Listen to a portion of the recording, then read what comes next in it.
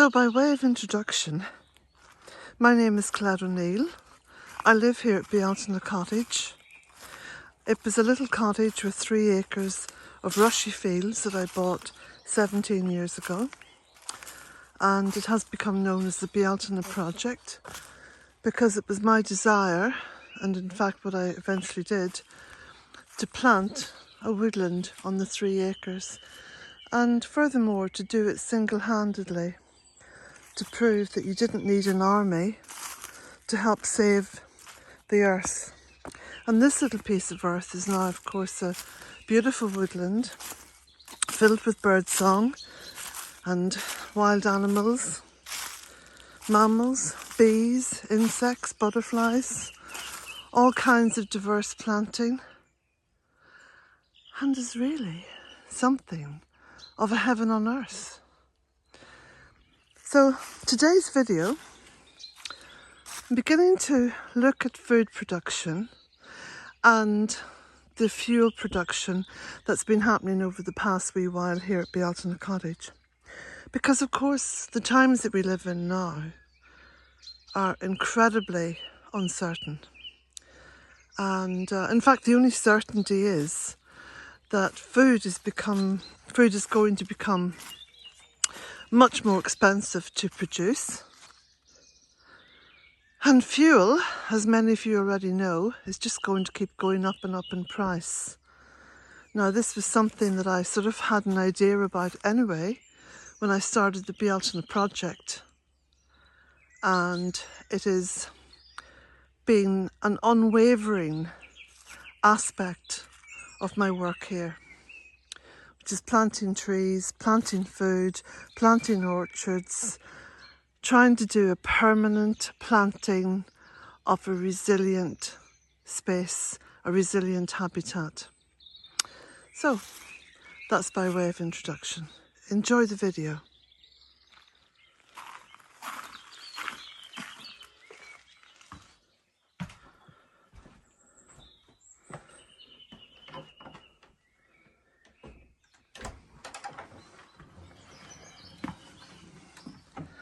Welcome to Bealtaine Cottage. Hi everyone, and you're very welcome to Bealtaine Cottage here in the beautiful west of Ireland, where the sun has been shining all day. We're having fabulous weather. It's absolutely wonderful. And what I want to share with you today, and possibly over the next few days as well, is a series of videos all about growing food, becoming more resilient. So that's for fuel as well, and getting on and doing things in the face of what is a very chaotic world at the moment, and also a world which is no longer guaranteed to provide us with all the things that we've been used to having over the past 40 years or so. We are going through this ginormous change, and it's about adapting and it's about growing resilience. Now, talking about growing, this is my Cotton Come Again box, my microgreen box, which I sowed on the, I think it was the 17th of February. It was round about the 2nd week or the beginning of the 3rd week of February. And it's grown beautifully, and it's going to be ready for harvesting. And I'm going to harvest it in kind of separate bits. So, you know, a fifth at a time, and that way it just keeps regrowing. Wonderful for salads, very health giving, very beneficial, just what you need in these times. I've also planted up lots of what I call edible baskets and edible pots. So the flowers and the beautiful lalo lettuce, all edible, wonderful in salads. Got some mint down there. I've also sown edible pots. You can see these. So anyone can grow these. You don't need to have a garden or a piece of land. You know, you can actually grow things in pots. And I've got some red cabbage here in this quite deep window box. So I'm just finding lots and lots of different containers at the moment in which to get food started. Now I've got to take my potatoes out here. and put them to chit for a few days. They won't need too long because they've already started. So I'm going to be sowing potatoes. Now there's another hanging basket, a little edible basket. It pays just to remove the dead or dying flowers, and that way then they just keep going and you get a wonderful crop. Yes, a crop of flowers. Beautiful in salads. Now kindling, look, I've been out collecting lots and lots of kindling, and again, I mean I have a woodland because I planted this 17 years ago from 3 small rushy fields. Everything you see here I have planted and I have grown and I have nurtured and cared for. Now I'm beginning to have a lot of payback because I've got kindling, absolutely masses and masses of kindling. Now, when I lived in London, anywhere I went for a walk, whether it was the local park or going out to Epping Forest or up to Hampstead Heath, because London's filled with beautiful little woodlands and parks, as a lot of the cities are, I always took a big bag and I collected kindling for my fire. Always had a little open fire in London, you know. So this kindling here is going to see me through the entire week ahead. Now, to buy a bag of kindling, you're looking at about between €2.50 and €4, and one bag of kindling might do you half a week. So you're looking up towards €7 really, you know, for kindling for the week. So that's a big saver. Herbs, growing lots of herbs because I add these to salads. These are brilliant for bulking out salads, and here there's some fennel, which is wonderful. And there's also lots of flowers, lots of wild primroses out at the moment. Now you can see what I'm growing in these pots. That's purple sprout and broccoli. Now I also want to show you some of the wood that myself and my helper have been harvesting and cutting up. I've been doing the less arduous bits, so I'm able to sort of cut up all the willow and stuff like that. In fact, I've been doing lots of willow harvesting over recent days, and you can see there the stumps where I have coppiced and pollarded the willow. All that will grow again with great vigour. So I've got willow poles up there which I should be cutting up. Lots and lots of wood. So I'm looking at being, well, I think this year I'm seriously looking at being completely self-sufficient in energy this year in terms of what this supplies for me. Because I have a stove in the kitchen that heats my water, heats the radiators, has an oven where I can bake, I can do cooking on the top, and there's a kettle forever on the boil on the top of it. So again, more kindling that I have to sort out. And over here, I'll walk along the back of the woodland here. There's another huge big pile, which over the winter has been a habitat pile, but now it'll be time for getting this cut up and put into storage, because it's both kindling and it's that kind of fierce heat that you need very quickly when you're going to do cooking, like say, you know, cooking up pasta or something like that. You see where the cottage is over there, so I'm just walking along the back of the garden. I'm looking forward to a great crop of black currants, which I shall freeze. I shall make some wine as well, and I shall also make some jam. So I've been fertilising the rhubarb. That's coming on beautifully. Very easy crop to grow. You only ever buy a piece of rhubarb once or get it from a friend once, and you plant it, and you can divide it up almost every year and have absolutely masses of the beautiful stuff. I love rhubarb. So there's a lot of apple blossom beginning to break or getting ready to break. You can just see it here. And looking forward to a good crop of apples. Like I said, the herbs and the wildflowers are beautiful when added to salads. And there's more wood over here, stacking and drying. Lots of bay leaves there for drying. Chives coming up in here.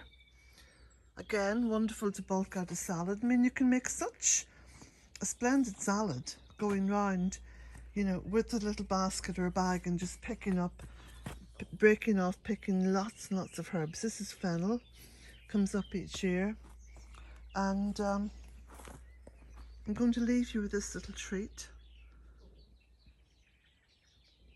This is a nectarine tree. Isn't it beautiful? Lots of blossom. Both doors of the tunnel are left open all the year round, so there's no shortage of little bees and big bees to pollinate all the blossom. So blessings to you all. And I'm going to be planting over the next few weeks, sowing and planting. So I'm going to be showing you all the various containers that I use, all the little bits of land that I use, because you don't have to dedicate a huge piece of your garden for fruit and vegetables. You know, you can do it in little plots. And sometimes that's actually easier and can work out quicker because you can identify little microclimate areas. Blessings to you all. Had to just share this with you because all the beautiful big queen bees are out and they're just foraging amongst this ribes, this flowering currant, and you can hear them. Listen.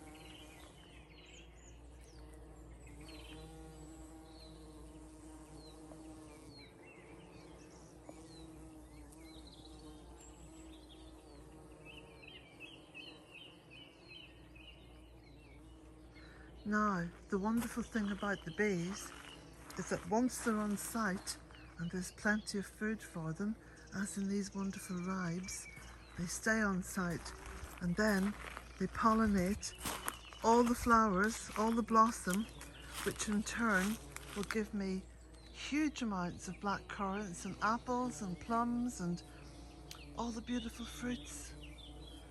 Look at these beauties. Aren't they wonderful?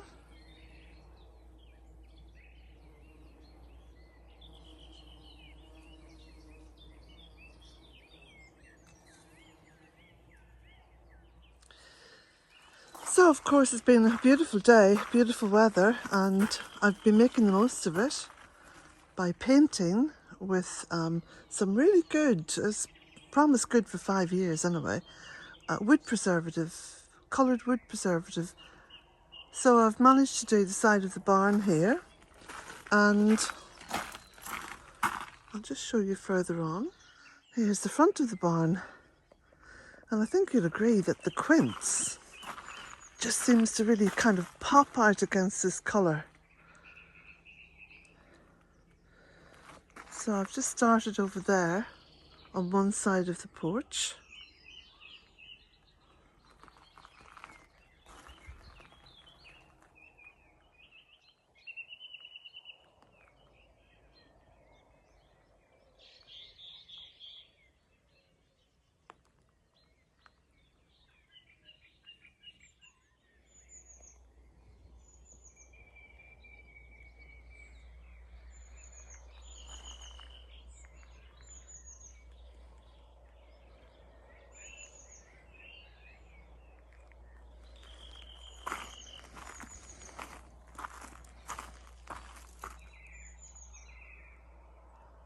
Beautiful colours.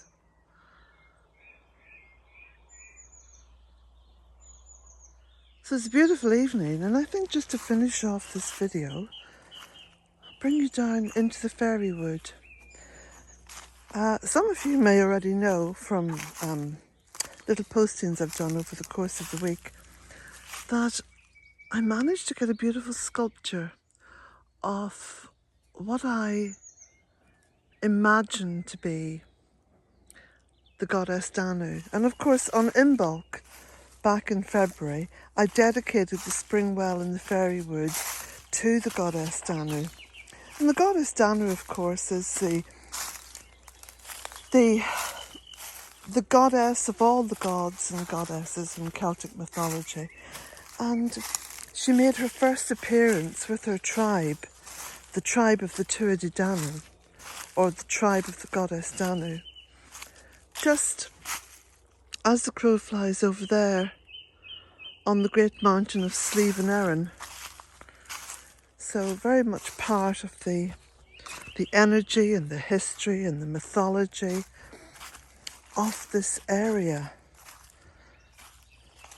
So I've been busy down here clearing up masses of wood that was cut previously and moving it, bringing it up to the barn to dry, and then doing quite a lot of pruning of trees along here because they had begun to fall down over the path.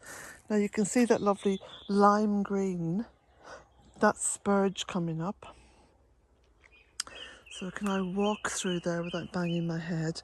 And also down along here by the beautiful well of Danu, the spring well of Danu.